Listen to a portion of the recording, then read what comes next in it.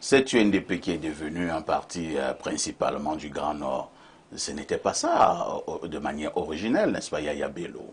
Alors, le parti a été fondé en 91. Il y a eu un comité Fondé par qui? Provisoire. Une personne ne fonde pas un parti. Pourquoi vous refusez de dire que c'est Samuel Ebois qui a fondé l'UNDP? Non, j'explique. Ça vous dérange? Non, ça ne dérange pas. Vous savez que si vous le dites, Bello Baba va s'énerver. Dans chaque corps de métier, il y a, comment dire, le langage ou les termes appropriés. Quand vous êtes dans la médecine, on va vous utiliser les termes de la médecine. Quand vous êtes dans la mécanique, il y a les termes de la mécanique. Donc c'est moi qui utilise les mauvais termes. Nous sommes en politique. Moi, je préfère parler en homme politique. Qui a fondé l'UNDP? Si on pose cette question aux élèves du cours moyen 2 lors d'un examen CP, qui est le fondateur de l'UNDP? On répond quoi? Ils vont vous dire, enfin, en leur thème. Moi, je parle en ils vont dire quoi, les élèves là? En termes d'un homme politique. Le parti politique a été fondé. Il y a eu un comité directeur provisoire dirigé par M. Samuel Ebois, que je ne présente pas. Accouchement difficile. Voilà. Maintenant, il y a eu un congrès. Il y a eu un congrès quelques mois plus tard. Le congrès a donc porté, et vous savez que le congrès dans un parti politique, c'est l'ensemble de tous les militants.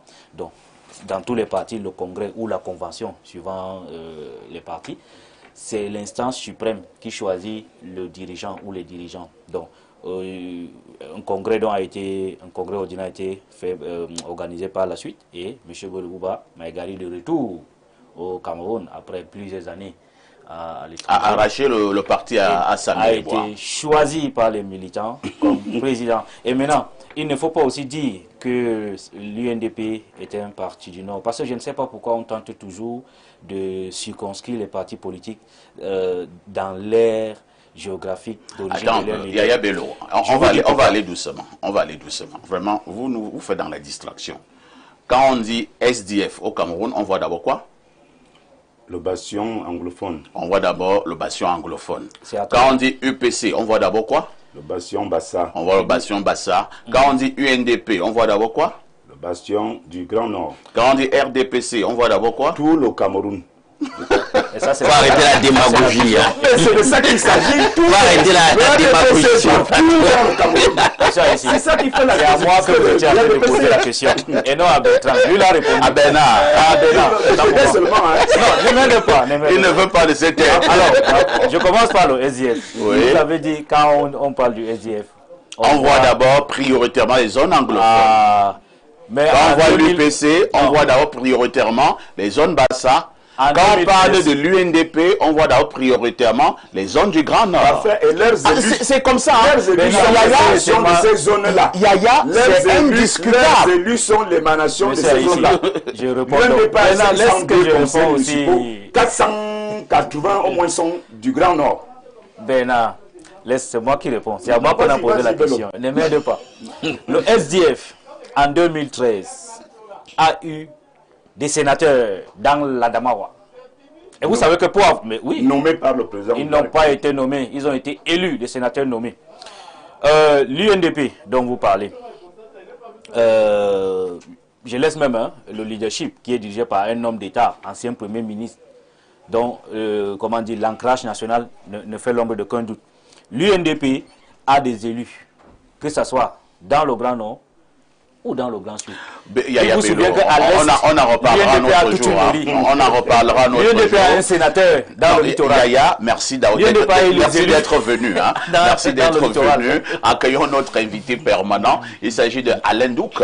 Alain Douk, bonjour. Bien le bonjour, parfait. C'est un plaisir d'être là sur ce plateau ce matin d'attaque pour lundi politique. On constate qu'il y a déjà une joute électorale lancée entre UNDP et RDPC. C'est un plaisir. Voilà.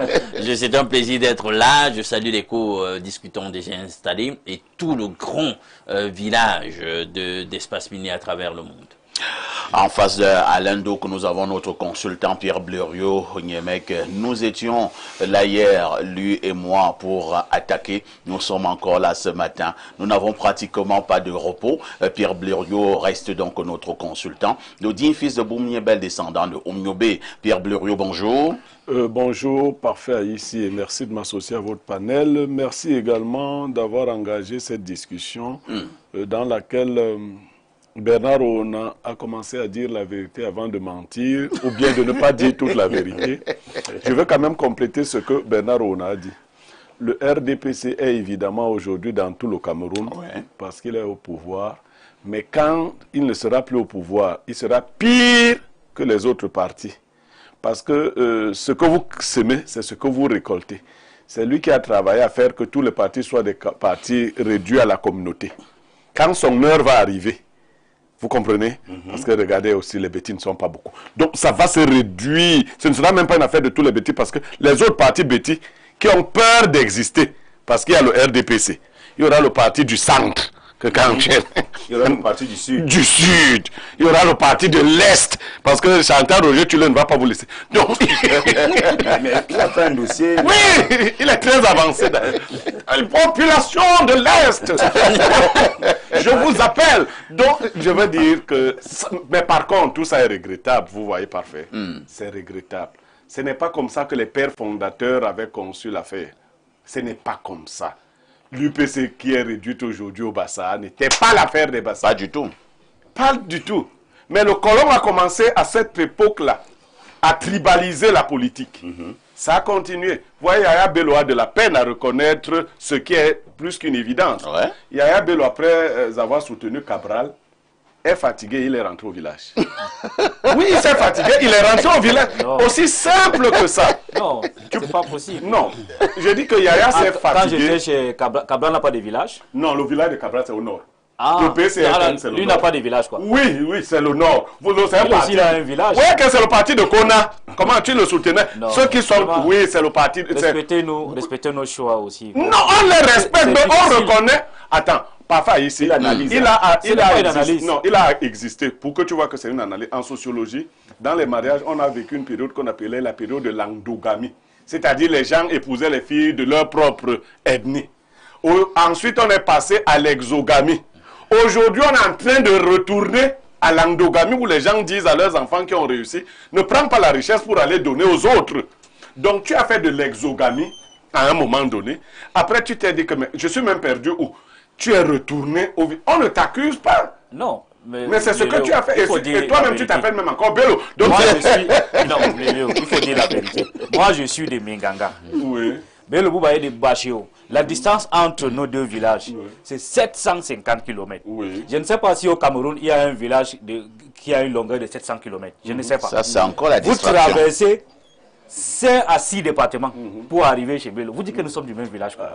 Mais vraiment, tu viens de te perdre. Non, je ne me suis pas perdu. Je vous dis que moi, je suis... Non. Je suis de la région de la Damawa. Attends, l'UNDP est plus implanté dans quelle région du Cameroun? Dans la Damawa. Donc tu es même totalement... Il a même une région. Il a même une région sur 10. Voilà. Donc tu es rentré au village. Non, vraiment, assume ça. Je suis entré dans un parti politique républicain. Un parti politique... Tu ne savais pas que le parti là existait. Qui compte des enfants du Cameroun. Comme tu veux, du nord au sud. J'ai retrouvé le camarade Flambongaya. UNDP existe avant le PCRN. Oui, tu n'avais pas vu ça. J'ai trouvé Flambongaya.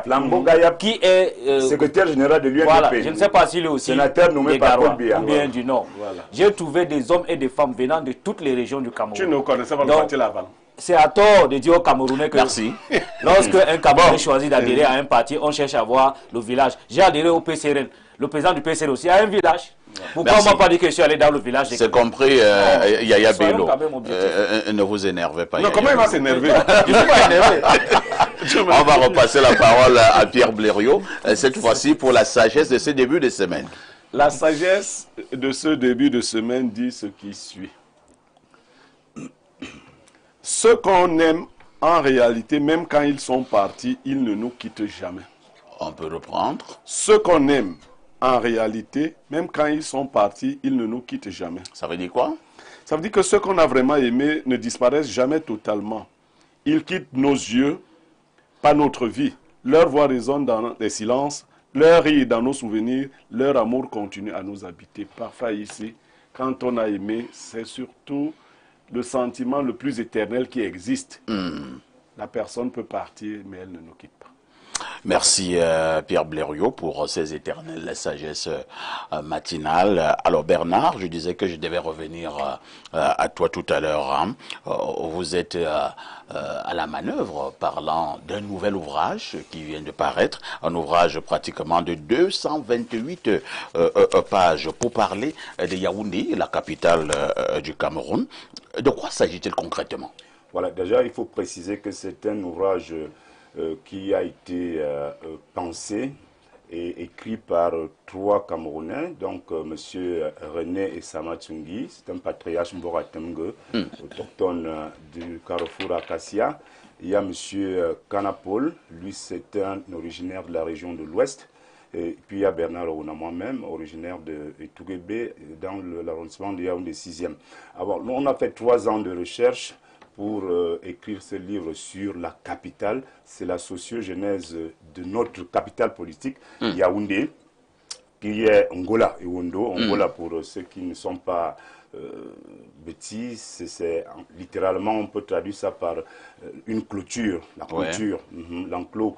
Donc, Angola et Wondo, c'est un ouvrage de 228 pages qui fait donc la sociogenèse de cette capitale politique depuis la création depuis sa création jusqu'à sa métamorphose d'aujourd'hui, avec tout ce qu'on peut voir, plus ou moins de modernité, explosion démographique, mauvaise occupation des espaces, mauvaises routes, les poubelles par-ci, par-là. C'est tout ça que nous mettons dans ce livre-là pour que la postérité, et même ceux de maintenant, puissent s'approprier l'histoire de la capitale politique du Cameroun.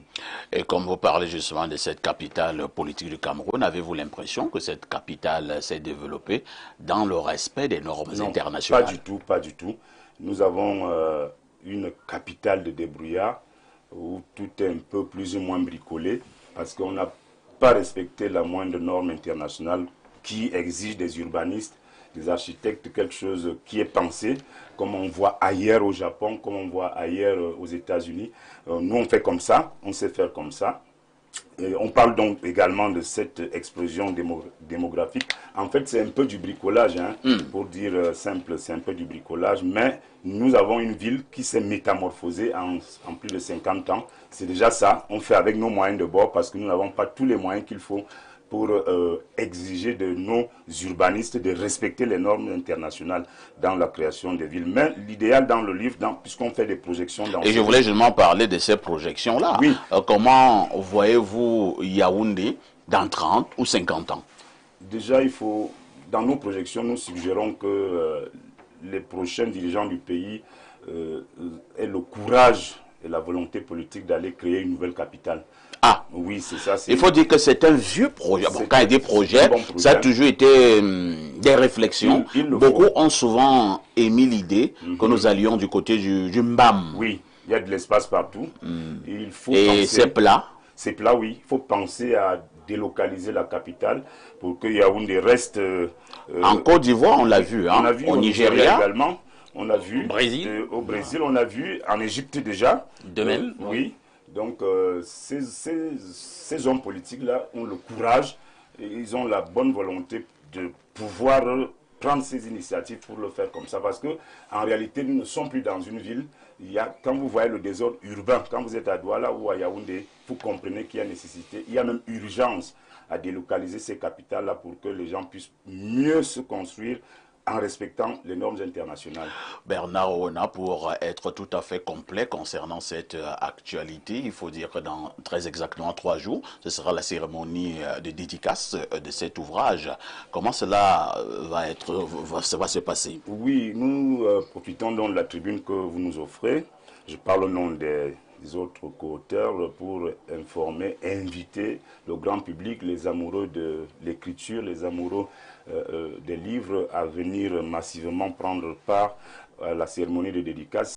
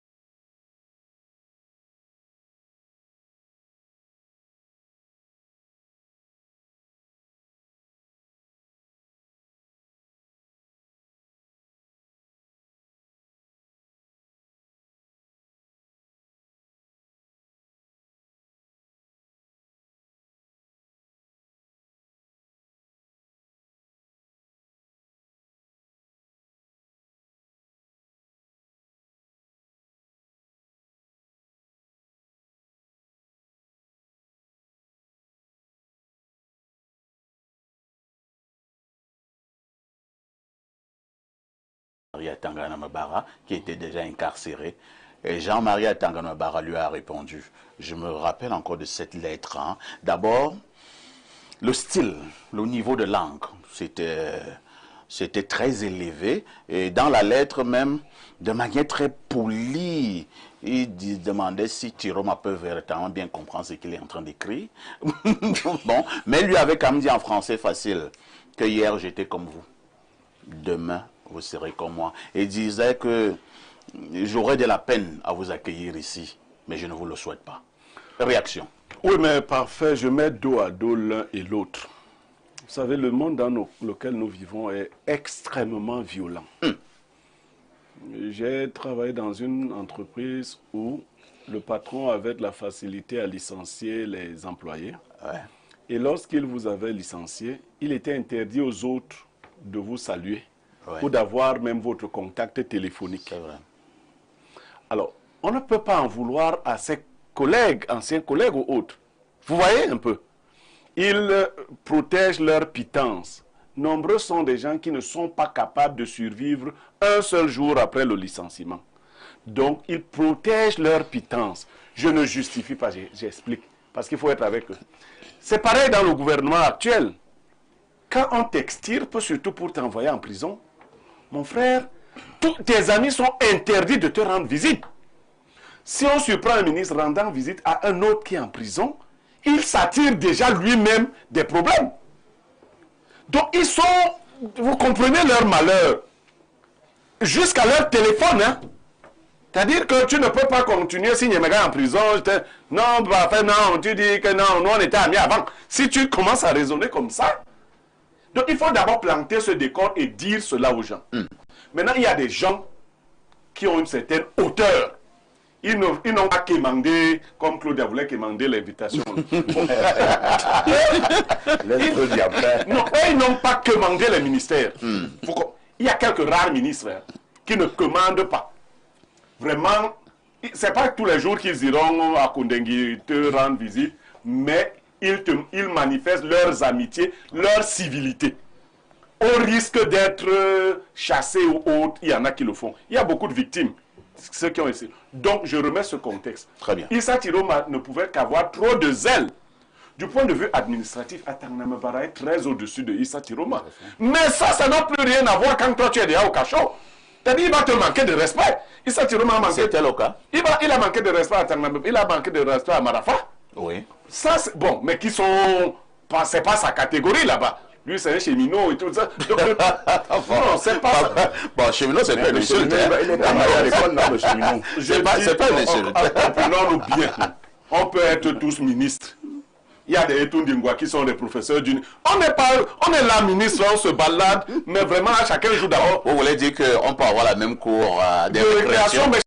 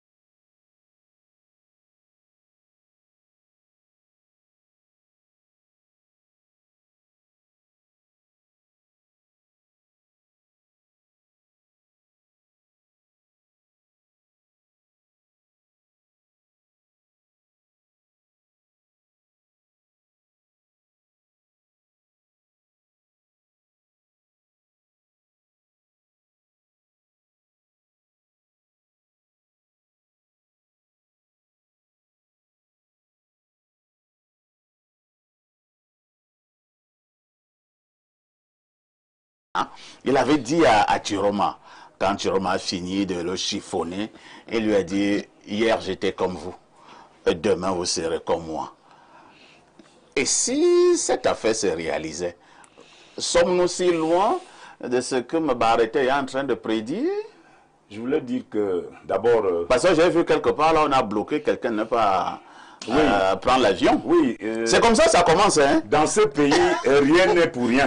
C'est-à-dire que tout a déjà été fait pour que l'affaire arrive comme ça. Donc, il y a beaucoup de choses sont en train d'être faites pour que ça arrive. Bon, je voulais faire une parenthèse parce que, parlant de prison et les visites en prison, j'ai connu une scène il y a quelques années. Un journaliste qui s'appelle Raphaël Kamcheng allait rendre visite à un ministre qui venait d'être écroué à Kondengui. Quand il est arrivé, il s'est présenté, on l'a fait entrer. Bon, on allait annoncer au ministre que, un ancien ministre des Finances, que vous avez de la visite. Il y a monsieur le journaliste Raphaël Kamchuen qui est venu vous rendre visite. Il dit, ah bon? Il est venu me narguer. Il a passé 48 heures à Kondengui. Il n'est plus ressorti comme il est venu. Surtout qu'il est venu avec les fruits. Il a donné les fruits à monsieur Abba. Oui. On a dit que tu ne sors plus. Il a fait 48 heures. Mais comment ça? Quelqu'un va manifester sa solidarité? Non, ça dépend comment ça a été interprété. Il est entré là comme s'il allait remettre des fruits à un nécessité, à un indigent. On lui a dit, ah bon, tu es venu te moquer des gens ici? Allez, tu dors. Il a dormi 48 heures là-bas. C'est pour dire que moi-même là, je n'aime pas beaucoup aller rendre visite aux gens à Kondengui. Ce n'est pas prudent. Bon, maintenant pour parler de l'actualité du journal La Météo, je sais que M. Diolenem, quand il écrit quelque chose dans ses supports, il faut prendre ça très au sérieux. Parce que c'est quelqu'un de très introduit également. Et tel que je l'ai dit, je suis convaincu que toutes les dispositions sont en train d'être prises pour que M. Chiroma finisse quelque part.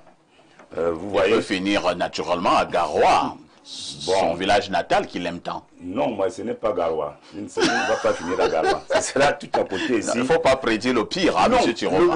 Le journal La Météo dit, et quand ça vient de quelqu'un qui a été secrétaire général à la présidence de la République, vous comprenez qu'il maîtrise le renseignement. Il avait déjà certains dossiers qui allaient dans le temps accabler M. Issa Chiroma. Si vous voyez, cette actualité date de quand? De 2016. Tout à fait. Ça fait combien d'années aujourd'hui? Ces dossiers-là existaient déjà. Ça fait 9 ans. 9 ans que ces dossiers existaient. Et maintenant, donc, comme le président Biya et son système savent coincer les gens quand ils veulent les défier, ce qui va se passer, c'est qu'on va exhumer donc ces dossiers, on va les poser sur la table si jamais M. Chiroma continue à embarrasser le régime. Merci. Yaya Bello.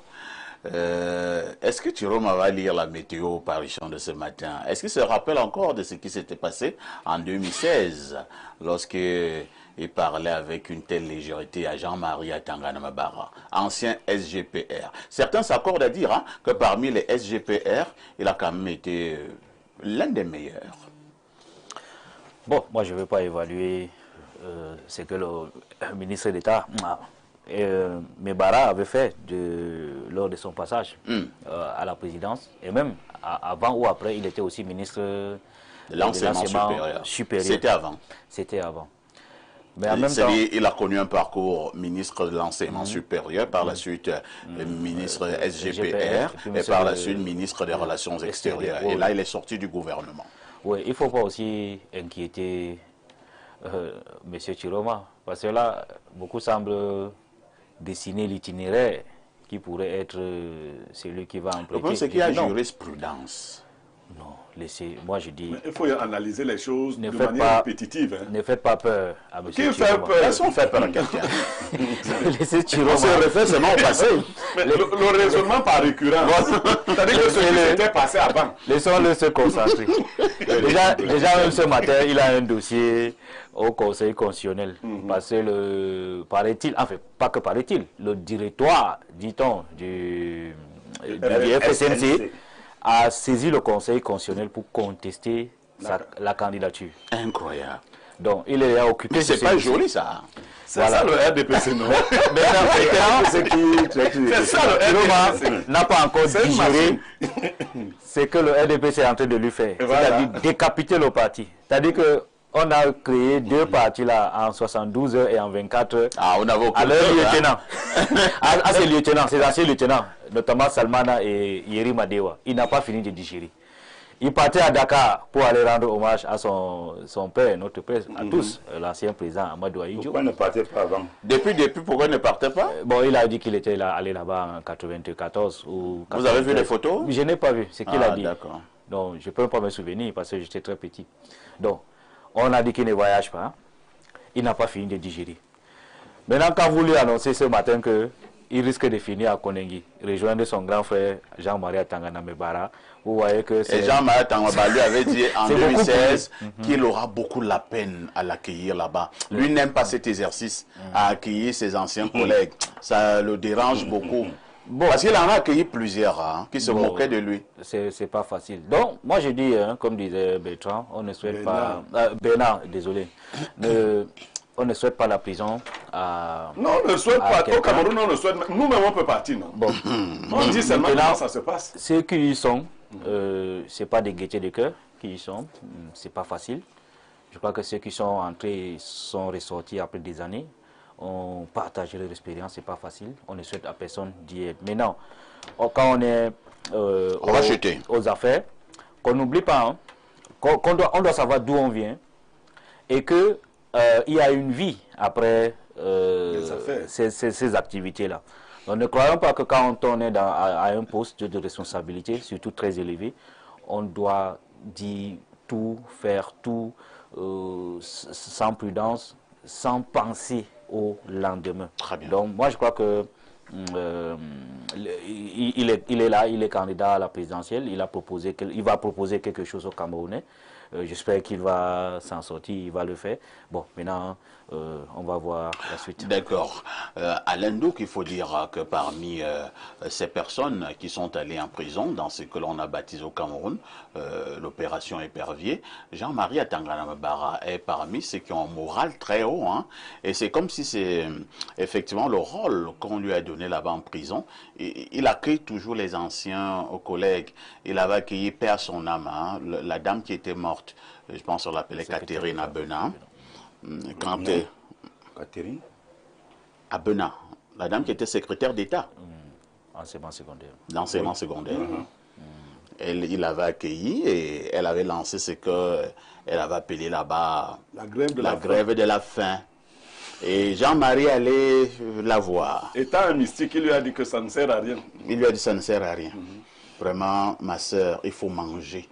Les gens là, ils s'en fichent. Ils sont insensibles. Je te dis, je te demande de manger et de te détendre. Et de te détendre. Ouais. Katina Ben n'a pas voulu comprendre. Par la suite, il a aussi accueilli, je pense, Olangana Wono. Olangana était également dans tous ses états. Il a dit, Olangana Wono, petit frère, il faut te détendre. Viens, on va jouer au tennis. Au tennis. Parce que ça t'embarre. Lui, il aime jouer au tennis. Il dit, joue au tennis. Allez, vas-y, balance. C'est un moral très haut, n'est-ce pas? Oui. Il faut en avoir. Ouais.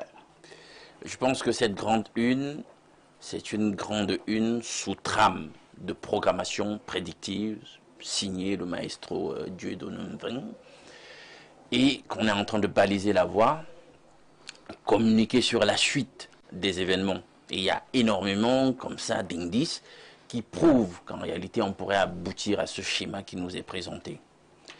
Je pense que lorsqu'on est au pouvoir, vous savez, c'est bien beau, le griotisme, chercher à tout prix à rentrer dans les faveurs du prince, mais il faut en toute chose de l'art et de la manière.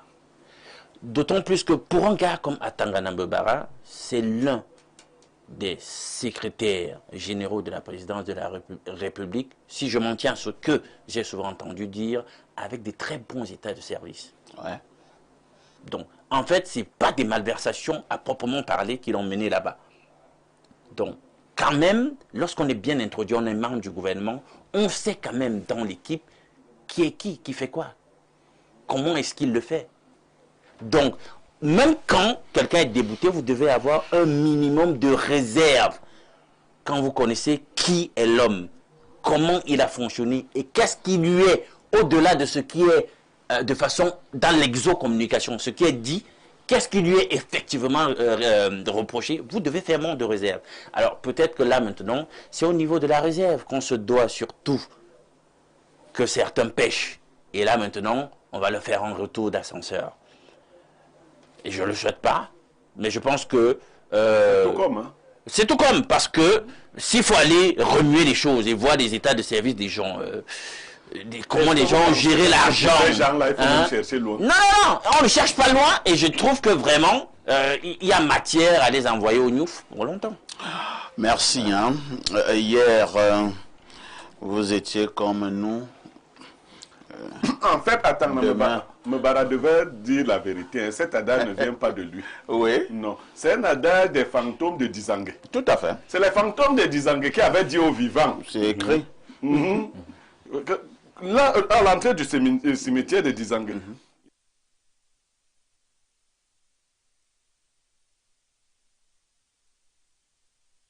Vous serez comme nous.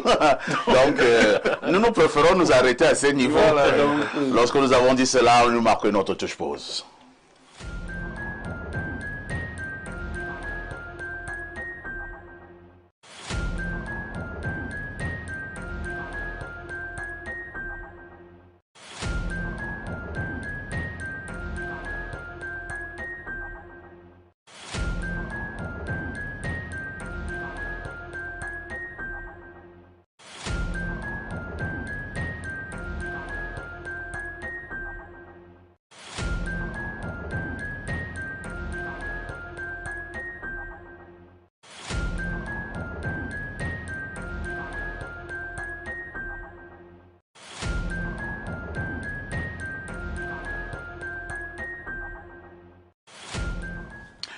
On repasse la parole à Pierre Blériot, cette fois-ci pour la dénonciation de ce matin. alors, parfait, nous dénonçons une tentative de filouterie. Nous disons tentative parce qu'elle n'est pas encore arrivée à son terme. Deux amis ont lancé un projet au Cameroun, un projet de véhicule de transport de luxe. L'un vit de l'autre côté en Occident et l'autre avait vécu là-bas, il est revenu. Ouais. Il est installé sur place au Cameroun. Donc, lui est un peu plus imprégné des réalités du terroir, a encouragé son ami qui a acheté les véhicules. Il faut bien préciser que c'est celui qui vit en Occident qui a acheté à ses frais tous les véhicules.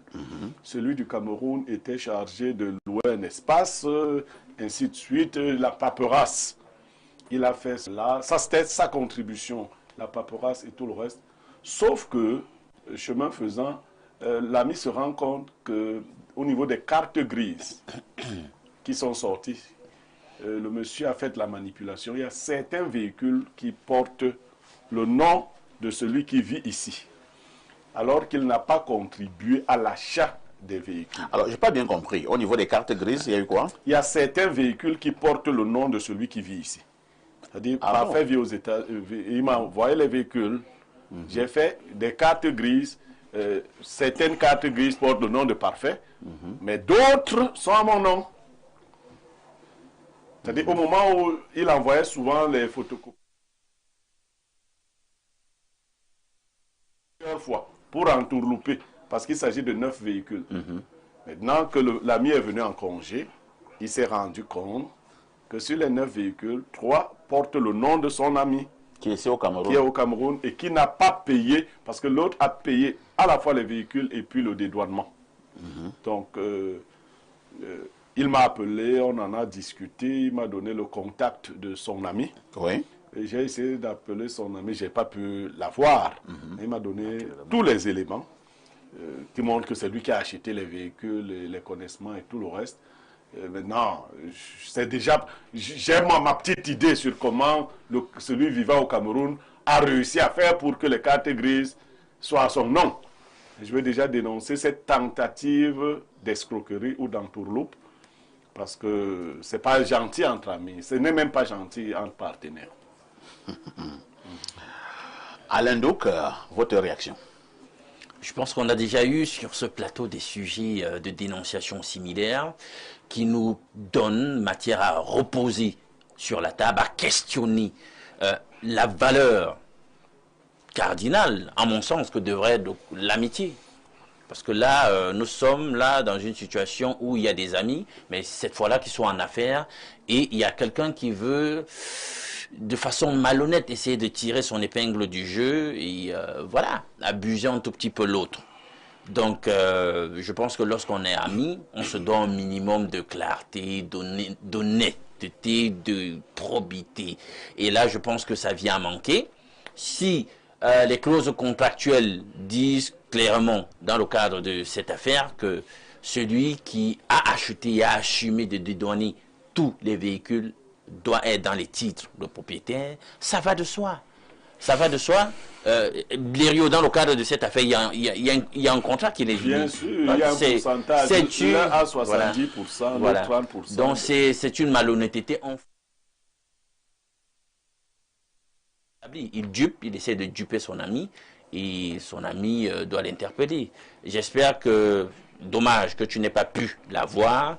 J'espère qu'une fois qu'il sera interpellé, s'il regarde l'émission, une fois qu'il sera interpellé par ce que nous disons ici, qu'il va essayer de trouver le bon compromis pour regagner la confiance de son ami, parce que là je pense qu'une fois comme ça, dès que c'est éculé, la plupart du temps pour la suite de l'affaire, c'est pas tout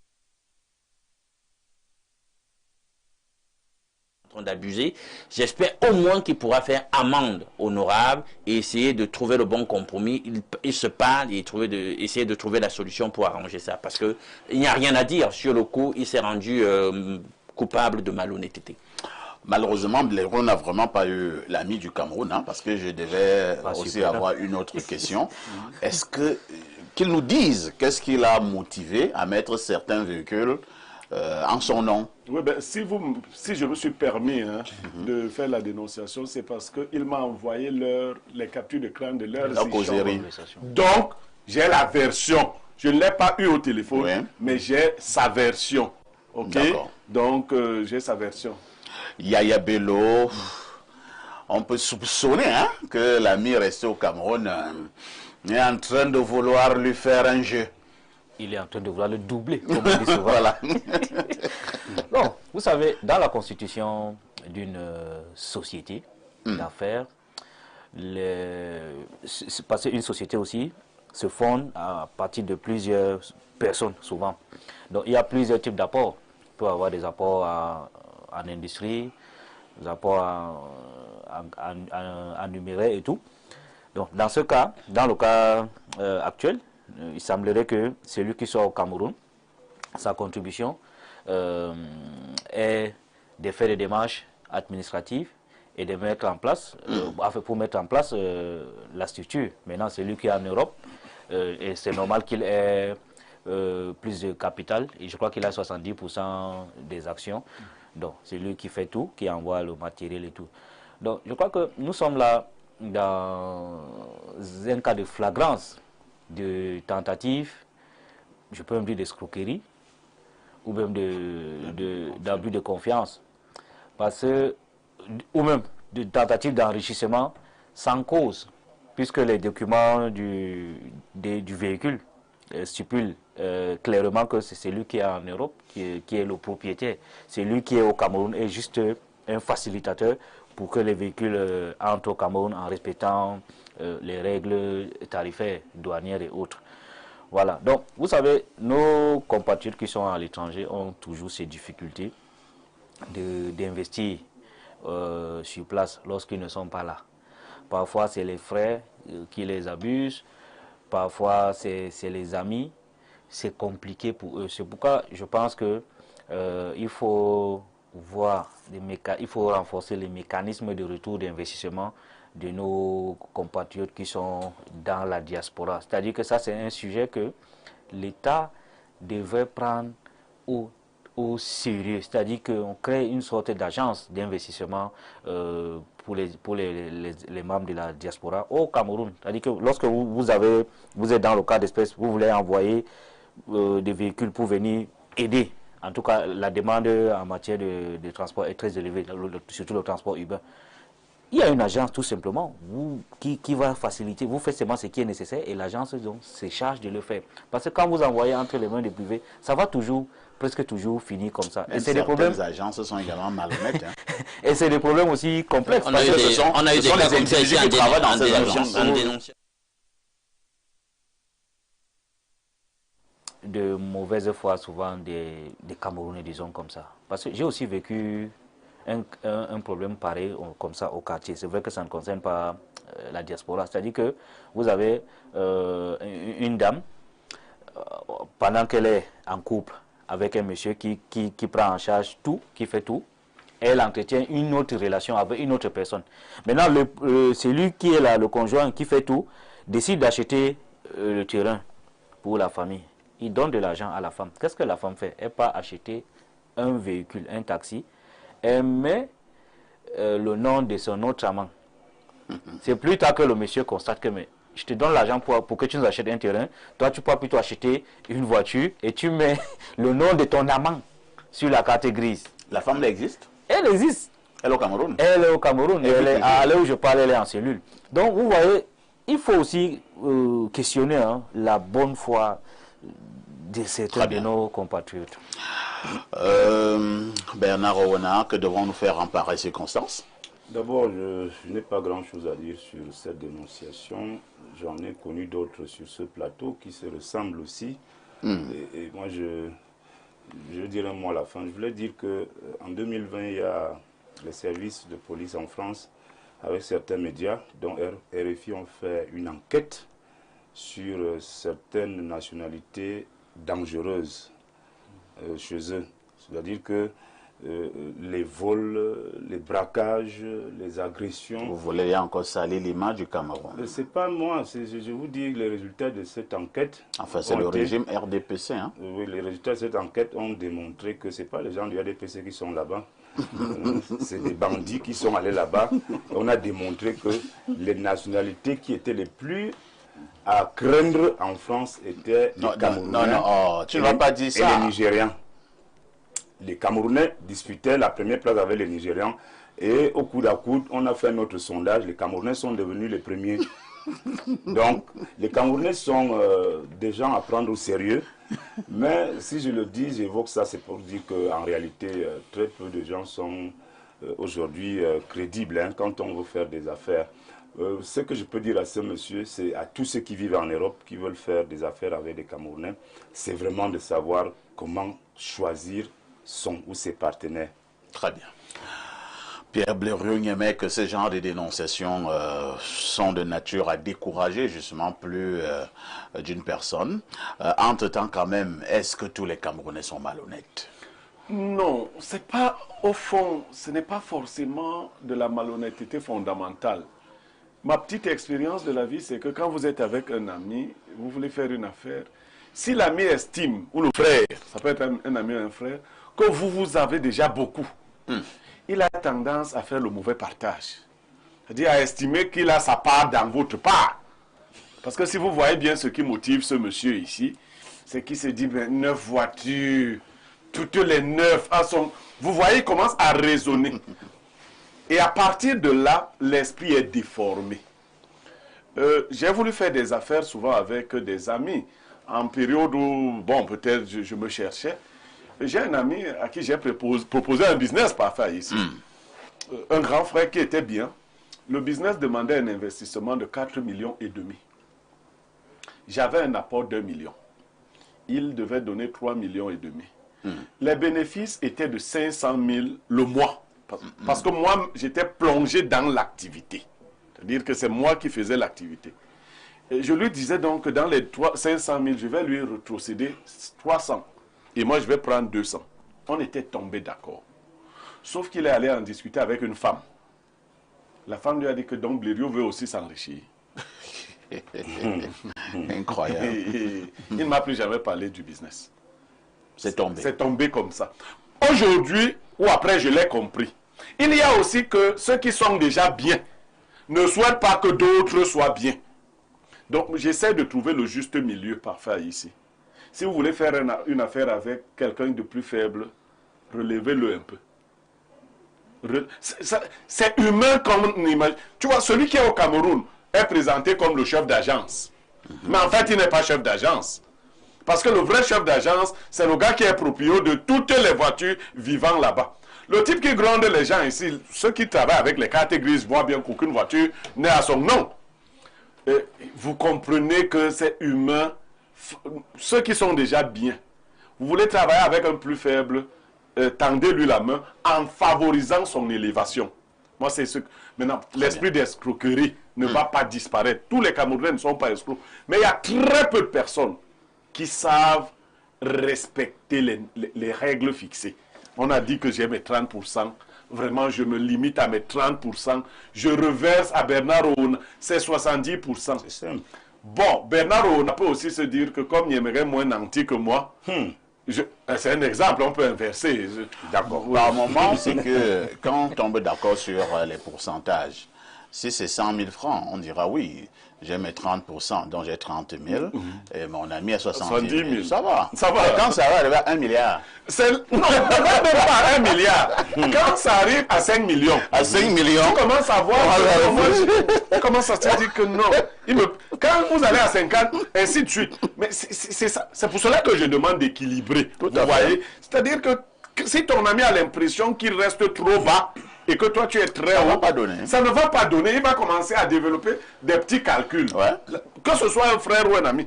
Moi, j'ai particulièrement un frère. Je le comprends aujourd'hui. Mon frère estimait que quand j'achète 2 terrains, je dois acheter demi-terrain pour lui. Non, monsieur Blaireau, là aussi ce n'est pas équitable. Parce que là, c'est le monsieur de l'Occident qui envoie tous les véhicules. Donc l'entreprise est basée sur les apports essentiels de ce monsieur. L'autre ne peut pas. Je crois que si tu raisonnes comme ça, on va toujours te frapper. Les 30% on a compris ça. C'est qu'il a même beaucoup fait. Non, l'autre a autre chose. C'est lui qui assure le matériel et autres ici. Je veux dire qu'il n'a pas mal fait. Mais je dis que des fois, on est obligé de se faire un peu violence. Même si certaines personnes, même si vous vous faites violence, même s'il avait même donné un véhicule entier à celui-là, ce n'est pas celui qui serait devenu plus correct. Mais essayons quand même d'équilibrer.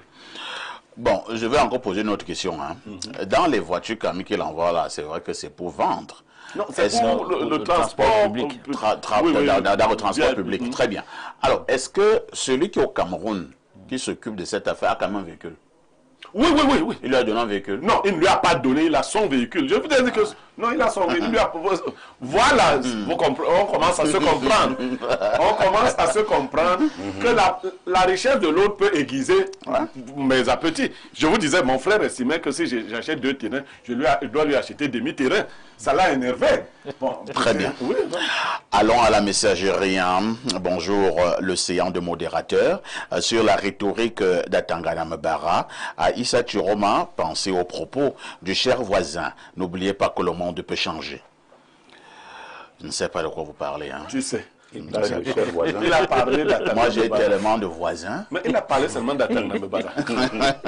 Bonjour, monsieur Parfait ici. Et bonjour à tous sur le plateau, en vos rangs et qualités. Et titres. Les titres, hein? Et pas là comme quand les grands font les discours. En vos rangs, qualité et titres. Juste vous signalez que le son est un peu faible pendant les interventions. Mais par contre, lorsque vous passez à la transition pour revenir sur le plateau, le son est normal. Pouviez-vous remédier à cette situation? Ok. On a compris. Bonjour les démineurs, je pense que notre sens moral a vraiment foutu le camp. C'est entre amis, il y a abus de confiance en affaires. C'est normal que ceux qui ne nous connaissent pas personnellement évitent de se joindre à nous dans des investissements. C'est triste et déplorable que l'esprit du banditisme revienne toujours au galop. C'est Ralph officiel depuis Mimboman. Bonjour Perfecto, s'il vous plaît, dites à Blaireau Niemek de me dire le business de 4,5 millions qui peut rapporter 500 000 au mois. Je suis sérieux, je veux décoller aussi. Non, ça ne le rapporte. Je vais lui dire, si tu permets. Oui. À l'époque, j'avais un dépôt d'huile au marché de Vogada. Ça ne rapporte plus autant parce qu'il y a eu déjà beaucoup de personnes qui sont rentrées dans le business. Mais ça rapportait parce que quand vous aviez ce capital, on allait chercher l'huile à Dizangue. Donc ce n'est pas de l'heure. Et j'ai vendu de l'huile au marché Mvugada. Très bien. Voilà. Bonjour à vous sur le plateau. Monsieur Aïssi, j'aime bien l'apparition de la météo de ce matin que le ministre de l'Urbanisme ou le maire de Yaoundé 4 se dépêche à réparer la route montée Kondengui qui est un calvaire actuellement, vu qu'elle servira pour le transport des futurs locataires de la 11e province bientôt. Le malheur des uns fait le bonheur des autres. C'est bien. Bonjour, monsieur Parfait, ici est ton panel. Pour la dénonciation, je ne pense pas que ce monsieur ne veuille pas doubler son ami. Pour utiliser vos mots, je crois que étant ici, il fallait que certaines voitures soient... Bon, faut bien écrire, hein, on saute. Bonjour les seigneurs de la télé, sauf erreur de ma part, il est question que celui de la diaspora aurait 70% et celui du Cameroun 30%. Tout calcul fait 30% de 9 véhicules, c'est bien 3 véhicules. Le gars du Cameroun n'aurait-il pas fait preuve de prudence? C'est Bilim Jean en Bancomo. Non, 30% c'est dans les revenus, c'est pas dans le capital. On se partage pas les véhicules. On ne se partage pas le capital, c'est les revenus qu'on... Bonjour monsieur, s'il vous plaît, dites à ce monsieur que mieux de lui, il a encore les amis. Il a raison. Qui est Seigneur? Alors 213, hein, c'est l'Algérie.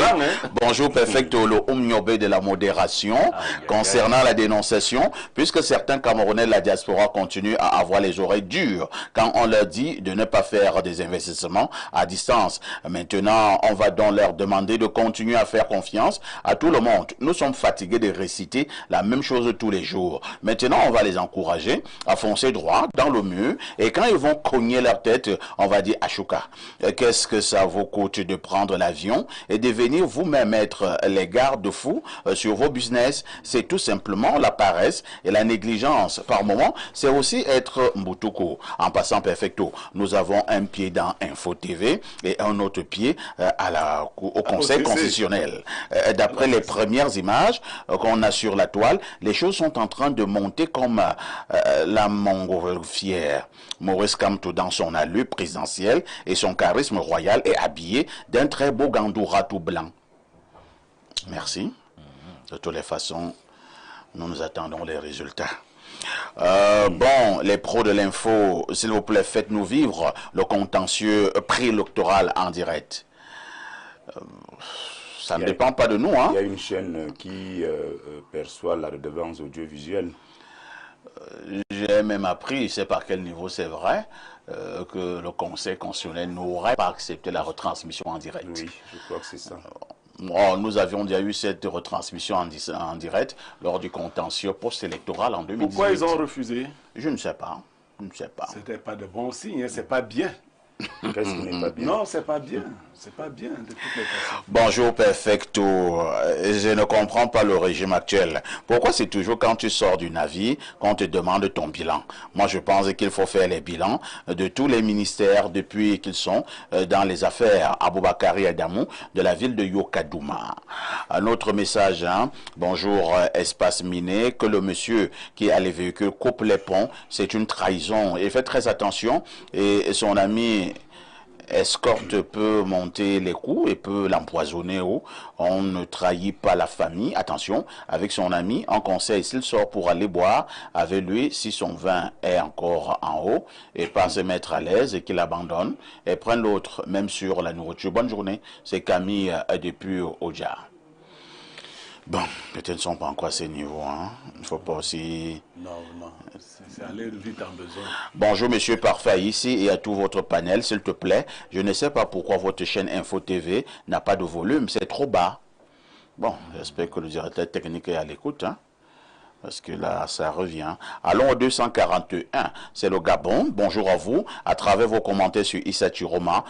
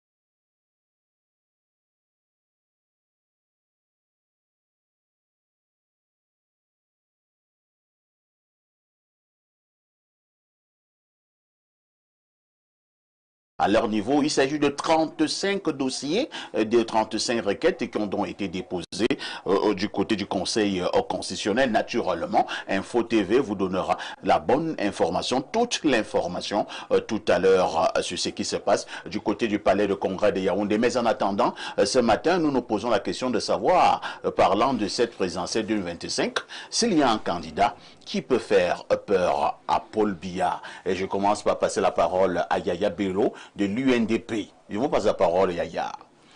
Merci, M. Haïssi. Alors, qui peut faire peur à Paul Biya? Ou alors, qui peut être un candidat, un challenger sérieux pour Non, ne reformule pas qui peut faire peur. Non, je comprends à ma manière. Ne reformule pas, tu me fuis peur. La question, pour moi, la problématique, c'est que quel candidat peut faire peur, peut avoir le poids nécessaire pour arriver devant le président sortant, le président de la République, Paul Biya. Je crois que c'est ça la question. C'est ça. Je dis évidemment, le jeu n'est pas joué d'avance, contrairement à ce que les gens pensent. Le jeu n'est pas joué d'avance. D'ailleurs, on a un dernier round aujourd'hui pour la validation définitive des listes. Les autres.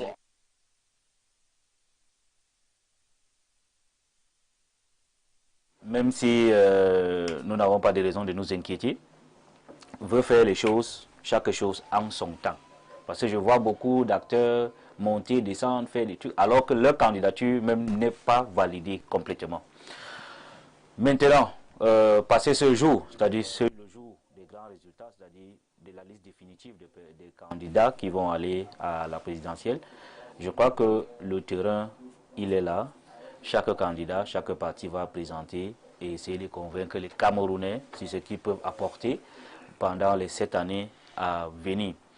Alors, le candidat de notre parti, Bello Maïgari, est un candidat sérieux.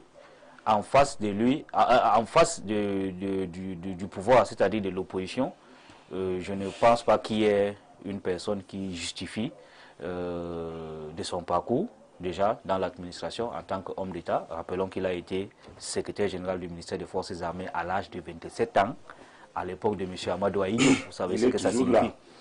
Il a été secrétaire général adjoint de la présidence de la République, en charge des renseignements, c'est-à-dire qu'il était le patron de Fauchivé.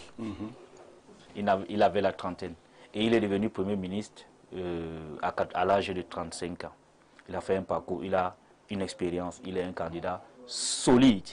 Alors, lorsque vous le dites, lorsque vous déroulez ce CV, qui est justement admirable, et que maintenant, à son âge, il veut devenir président de la République, vous pensez toujours que ça sonne bien dans les oreilles?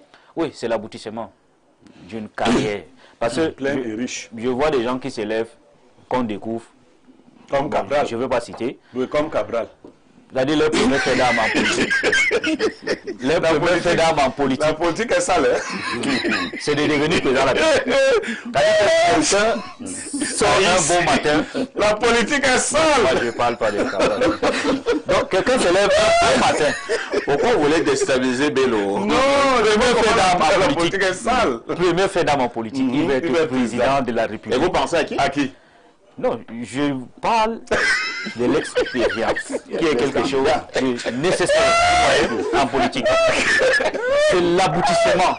La présidence de la République, c'est l'aboutissement d'une carrière politique. Ce n'est pas le début d'une carrière politique. Mais vous avez quand même soutenu... ceux qui gouvernent, non, vous avez quand même soutenu un monsieur, effectivement, qui a commencé de cette façon-là, qui voulait être seulement président de la République. C'est-à-dire un monsieur qui a commencé de cette façon. Je continue, monsieur, ici. La politique est sale.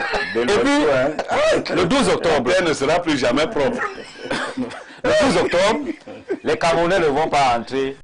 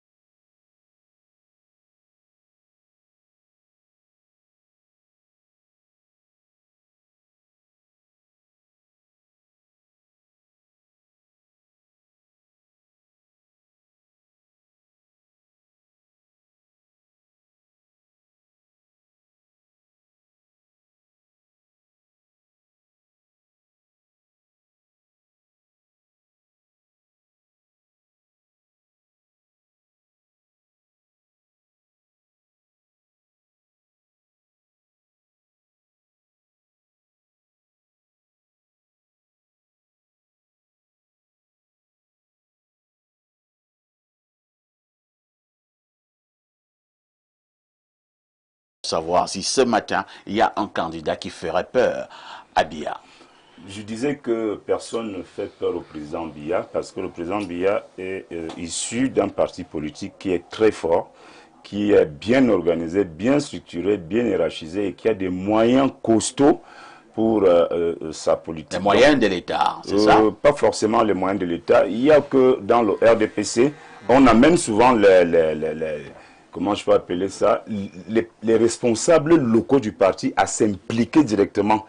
Les élites également, les forces vives, toutes ces personnes, toutes ces âmes de bonne volonté qui financent même le parti pour que le parti gagne. Je prends un exemple simple. Si vous avez un PDG comme celui de Congel-Kam qui est sénateur, voilà, qui ne peut pas accepter que le RDPC perde dans sa circonscription dans le MIFI, il met de ses moyens, ce n'est pas l'argent du RDPC, c'est ses moyens, il aime le RDPC, il soutient les idéaux que le RDPC... Et c'est peut-être parce que aussi le RDPC lui a tout donné.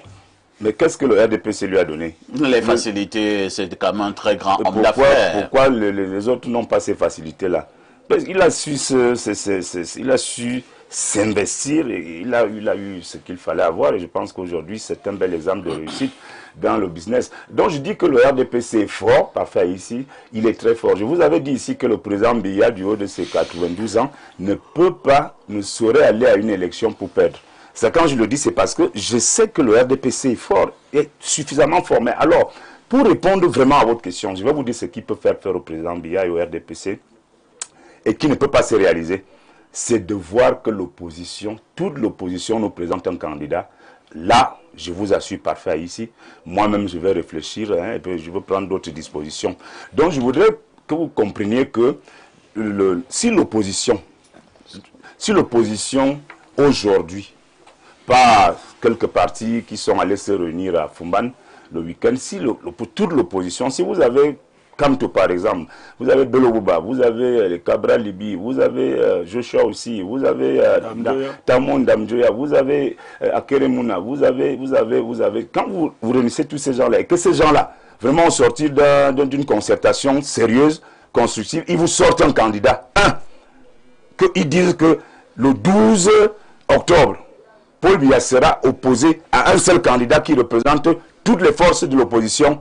Je vous assure qu'il y aura élection au Cameroun. Et là, croyez-moi, le président Biya va réfléchir et ses équipes par 2 fois avant de s'organiser. Et comme ces gens-là ne peuvent donc pas s'entendre. Nous sommes contents. C'est pour ça que nous sommes contents. Ces gens ne s'entendront jamais. Et comme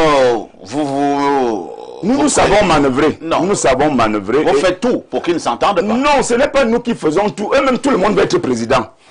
Ils ont un problème, chacun veut être président de ce... Entre-temps, quand même, Bernard Rona, vous avez cité certains noms là. Oui. Est-ce que, pour être honnête, certains d'entre eux, même dans leur fort intérieur, est-ce qu'ils ne savent pas vraiment qu'ils ne peuvent pas être président?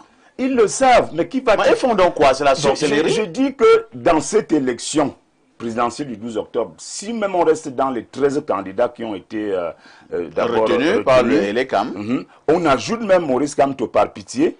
C'est-à-dire, vous allez vous retrouver à un score qui ne sera pas loin de celui de 2018.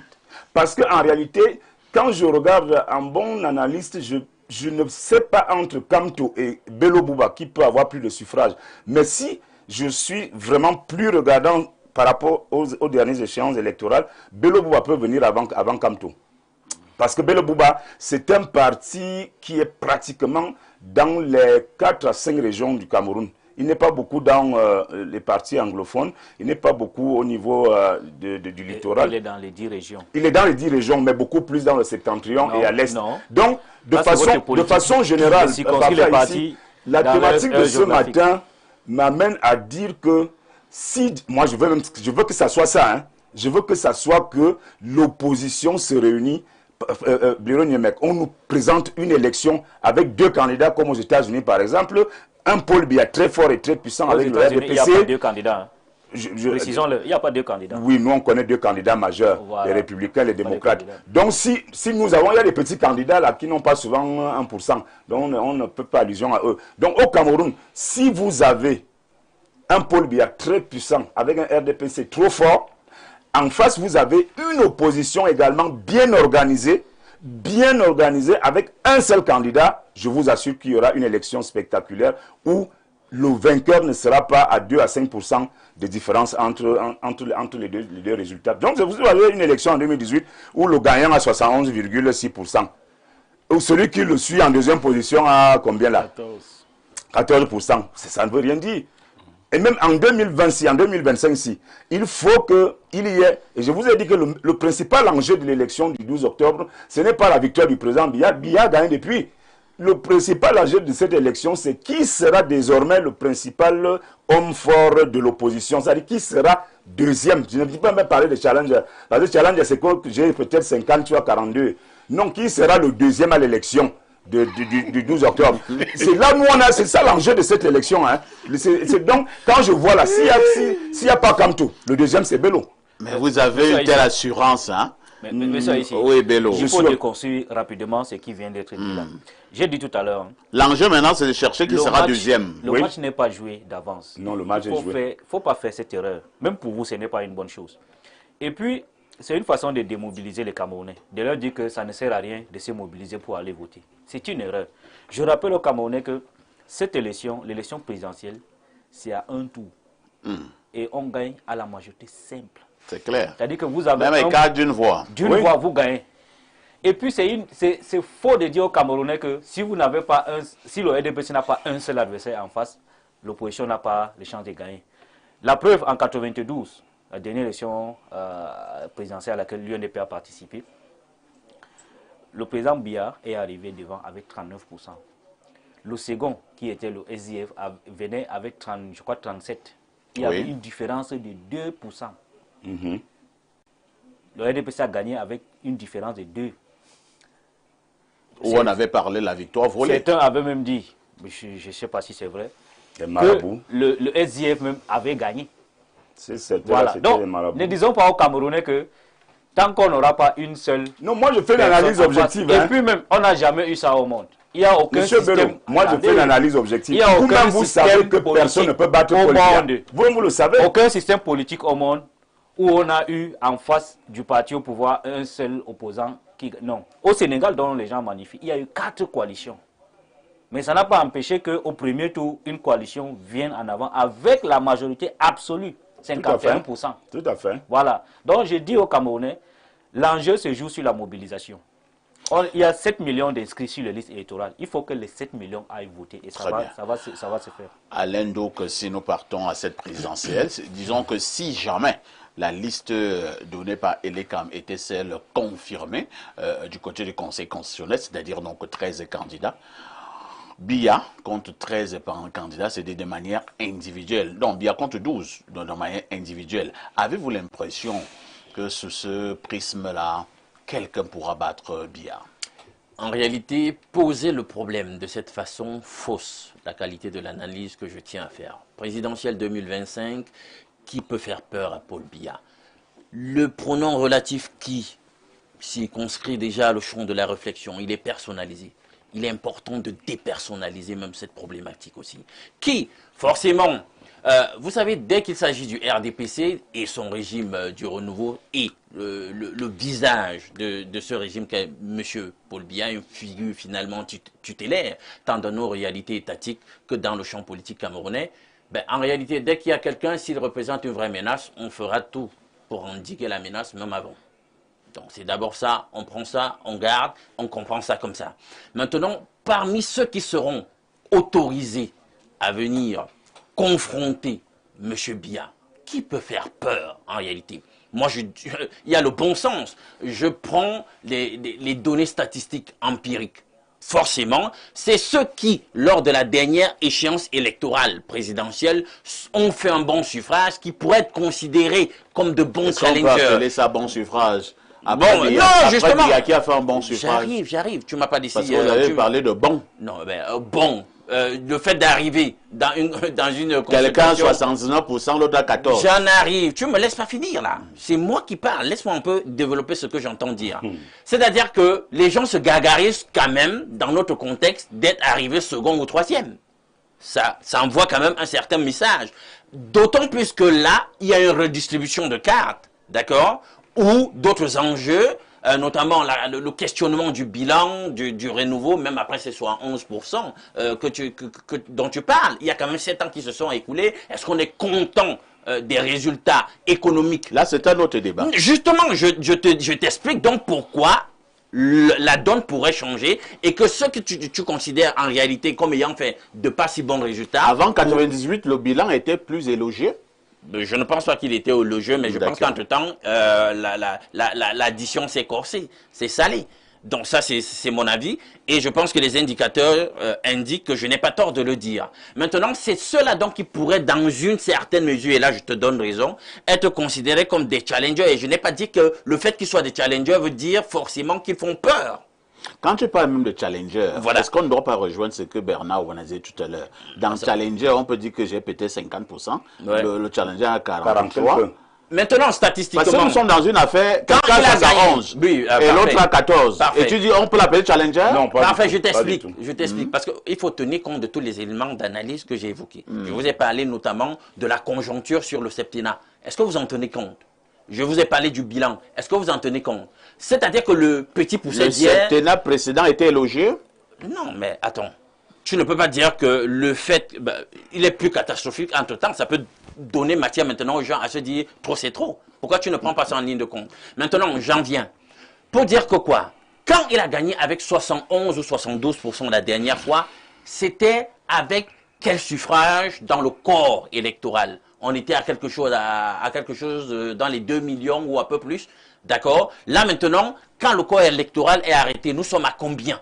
Donc, maintenant, prends tous les éléments d'analyse que j'ai évoqués. S'il venait simplement à se stabiliser en fidélisant ceux qui lui ont manifesté ce suffrage de près de 2 millions la dernière fois, ou voire un peu plus de 2 millions, il est battable. Il faut qu'on ait le courage de le dire.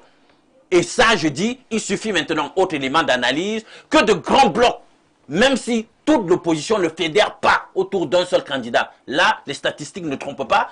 Il suffit qu'il y ait seulement de grands regroupements qui se fassent au sein de ces 12 qui sont les challengers. Et je vous jure que les choses peuvent basculer. Ça, c'est un fait. Maintenant, et j'ai toujours dit, c'était dans une émission devancière ici, le régime en question détient l'appareil d'État, détient les moyens d'État, a une puissance de corruption que nul ne peut ignorer, peut amener n'importe qui à retourner sa veste. Et d'ailleurs, potentiellement, même parmi les 12, est-ce qu'il n'y a pas des gens qui sont des oppositions contrôlées? Il y a tout ça qu'il faut prendre en ligne de compte. Et là, vous voyez donc que, bon, forcément, faire peur à Biya dans un tel contexte n'est pas évident. Mais maintenant, il y a, maintenant, au-delà du qui peut faire peur, il y a qu'est-ce qui peut faire peur?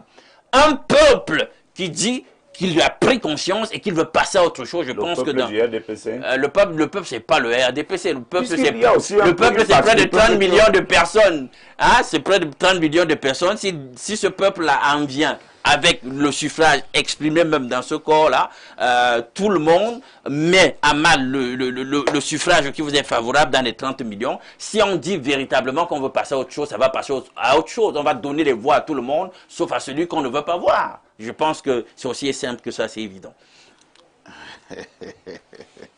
Pierre Blériot, Guémec, en l'état actuel des choses, Biya est-il battable? Oui, oui, je l'ai déjà dit, parce que je suis cohérent. Le président Paul Biya est battable à plate couture même. Il est très facilement battable. Démontrez-le. Alors, je le démontre. Je ne change pas votre problématique. Moi, je ne suis pas dans le changement de la problématique. Mais la réalité, c'est la chute d'Alain Douk. Il y a 2 choses, pas une personne. Aucune personne ne peut faire peur à Biya. Mais il y a 2 choses qui peuvent battre Biya. La première chose, c'est la non-abstention. Parce que celui qui a gagné l'élection précédente, ce n'était pas Paul Biya. Comment ça? L'élection de 2018 a été gagnée par l'abstention. Ah ben, celui qui avait comptons les voix exprimées, les suffrages exprimés, non, valablement exprimés. Parfait, Aïssi, effectivement, si vous me suivez donc sur la trace, le vainqueur de la dernière élection, qui a battu tout le monde, c'était monsieur Abstention. C'est le monsieur là qui peut taper Biya. C'est-à-dire que si il retourne de veste, vous comprenez? Dès que abstention devient non-abstention, il y a au moins 4 millions de votants qui s'ajoutent. Première chose. Deuxième chose, la deuxième chose qui peut faire peur à Paul Biya, c'est la transparence électorale. C'est la deuxième chose. C'est-à-dire une élection où l'administration ne se mêle pas pour magouiller. Et Bernard Ona le sait. C'est-à-dire que si on fait une élection là, propre là, une voix, une personne, ça va se terminer très très mal. Ça va se terminer très très mal. C'est pour cela qu'on a l'impression que les gens s'organisent. Les gens ne font que pomper, pomper. Vous pompez quoi? Maintenant, la troisième chose que j'évoque, c'est l'unité ou l'unification de l'opposition. Contrairement à ce que j'entends Yaya. Yaya, si tu continues à procéder comme ça, je vais croire que c'est Biya qui a demandé à Bello de se retirer pour aller saquer l'opposition. Non, pas du tout. Non, je dis que si tu continues, parce que le discours qu'on devrait entendre, si Bello Bouba s'est retiré comme un vrai opposant et voudrait voir tomber Biya, on devrait déjà voir Bello Bouba chercher une alliance. Mais on y travaille, non? Je dis donc, il faut donc, oui, effectivement. Vous allez voir. Et les grands blocs, on n'a pas besoin d'avoir un seul.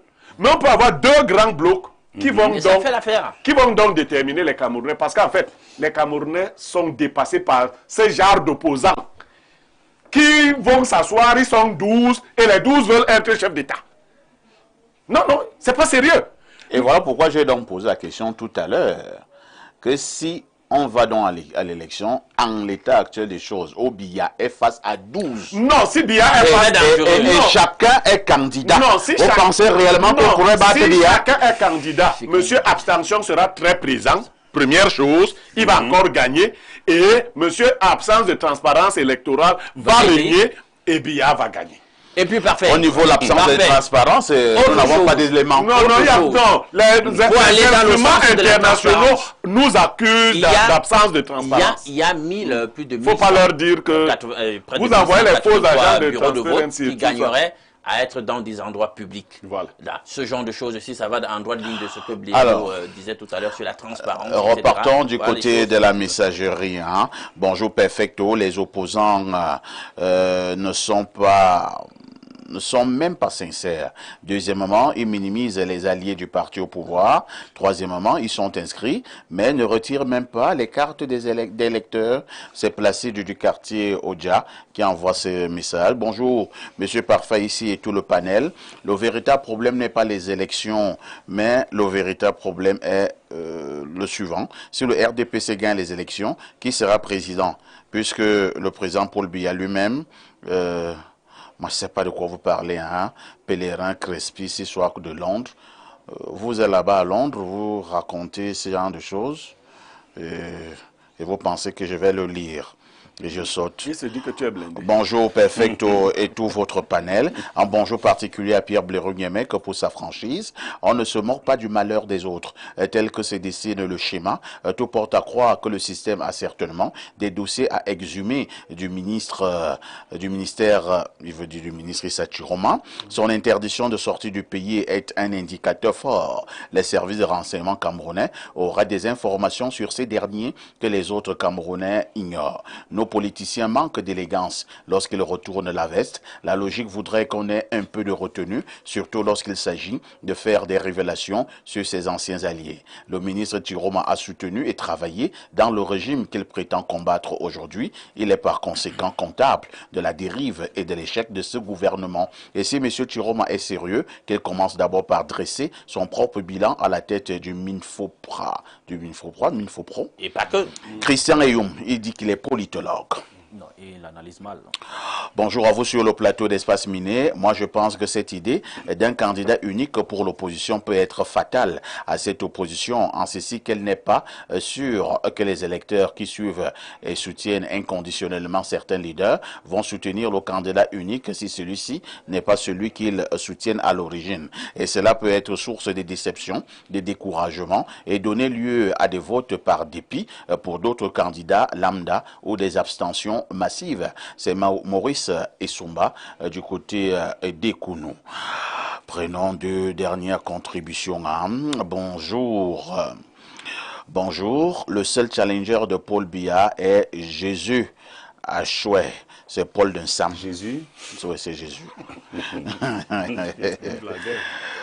Bonjour, parfait. Ici, le Issa Chiroma de la modération. Oui, pourquoi pas? Pourquoi?